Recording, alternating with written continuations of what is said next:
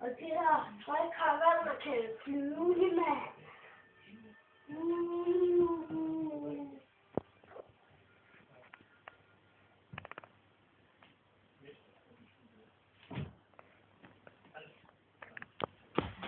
Og sådan jeg gjorde det var at have et gipsben.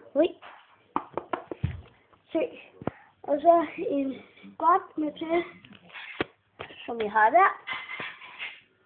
Og så sidst men ikke mindst en stol og dig selv.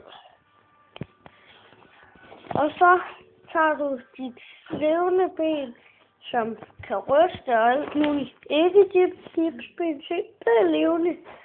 Og så løfter du dig med det ben. Og så vil det se sådan ud. Og så skal du også have 2 par bukser. En, det er de sorte, 2, det er militær. Men i militær, der skal der klippes hul. Se, hul. Og så er du klar.